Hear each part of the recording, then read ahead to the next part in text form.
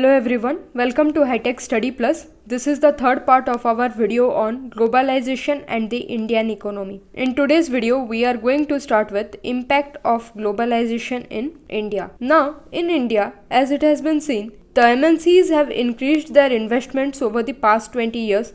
This suggests that investment in India has been beneficial for them. Several of the top Indian companies have been able to benefit from the increased competition through investment in newer technology and production methods, and they have also raised their production standards, and there has been successful collaboration with MNCs. Third, globalization has enabled some large Indian companies like Ranbaxy in the pharma sector to emerge as MNCs. Plus, it has also created new opportunities for companies providing services, particularly those involving IT sector.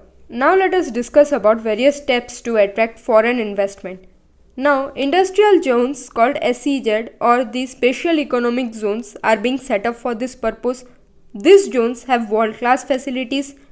The companies which start their production here do not have to pay taxes for an initial period of 5 years, and in these regions there is flexibility in labor laws. That is, the companies can hire workers flexibly for shorter period of time, and it decreases the cost of labor as the companies can hire them whenever they want them. Now let us discuss about competition and uncertain employment. Now most of the employers prefer to employ workers flexibly. That is, they will allow them to work whenever they need them. So this has led to loss of security in the jobs. Now let us take an example given in the book. Large MNCs in the garment industry look for the cheapest goods to maximize their profit. So exporters try to cut down their costs for this, and they can do it in two ways. One by decreasing the cost of the raw materials, and the other by decreasing the labor cost. But as we can infer that decreasing the cost of the raw materials is not possible in any circumstances, because whatever is the minimum raw material, we require them, so we have to pay for it.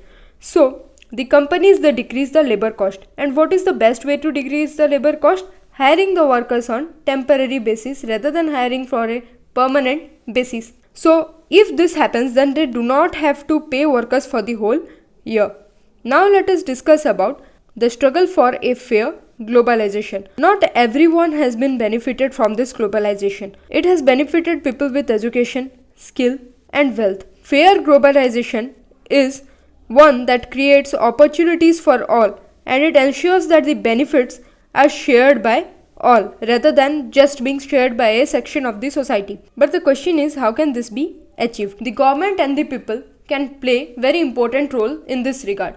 Now the government can play a major role. The various policies framed by the government must protect the interests of all the people in the country. It should be ensured that the labor laws of the country are properly implemented and the workers get their rights. The small producers should also be supported to improve their performance till they become strong enough to compete with the market forces, and there can be use of trade and investment barriers, and countries can negotiate at WTO for fairer rules.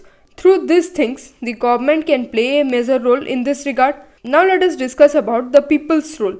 Massive campaigns and representation by people's organizations has influenced important policy decisions related to trade and investments in the WTO. So, massive campaigns, representation by the people can help in this regard. So, with this we complete the chapter. Thank you.